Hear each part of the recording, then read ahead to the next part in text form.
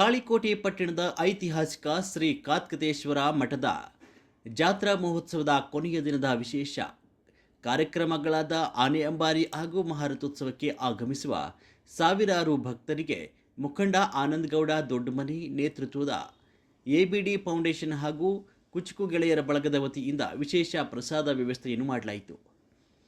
ಸೋಮವಾರ ಬೆಳಗ್ಗೆ 9 ಗಂಟೆಯಿಂದ ಆರಂಭವಾದ ಈ ಮಹಾಪ್ರಸಾದ ವಿತರಣಾ ಕಾರ್ಯಕ್ರಮಕ್ಕೆ ಫೌಂಡೇಶನ್ ಅಧ್ಯಕ್ಷರಾದ ಆನಂದಗೌಡ ದೊಡ್ಡಮನಿ ಅವರು ಬಳಗದ ಸದಸ್ಯರೊಂದಿಗೆ ಸೇರಿ ಚಾಲನೆ ನೀಡಿದರು.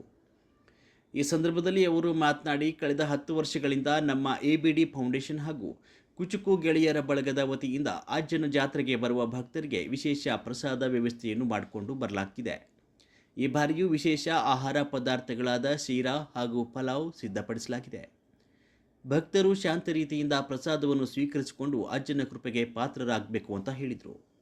ಈ ಸಮಯದಲ್ಲಿ ಬಳಗದ ಪದಾಧಿಕಾರಿಗಳಾದ ಆನಂದ್ ಮದರ್ಕಲ್, ವಕೀಲರು ಶ್ರೀಶೈಲ ಸಜ್ಜನ್, BH ವಠಾರ್, ಶೇಖಪ್ಪ ಇಜೇರಿ, ಸೋಮು ಬಂಟನೂರ್, ರಾಜುಗೌಡ ಪಾಟೀಲ್, ಯಲಗುರೇಶ್ ಚಾಬನೂರ್, ಗಜಾನನ್ ಸೋನಾರ್, ರಾಘವೇಂದ್ರ ಶೆಟ್ಟಿ, ಮಲ್ಲು ಕೋರಿ, ಮಲ್ಲು ದೇವಶೆಟ್ಟಿ, ವೀರಭದ್ರಪ್ಪ, ಶಿಲುವಂತ, ಗುರು ಹೋಳಿ ಹಾಗೂ ಬಳಗದ ಪದಾಧಿಕಾರಿಗಳು ಹಾಜರಿದ್ದರು. ವರದಿ ಕಿಶೋರ್ ಕುಲಕರ್ಣಿ, ಸಮೃದ್ಧ ಕರ್ನಾಟಕ ನ್ಯೂಸ್, ತಾಳಿಕೋಟಿ.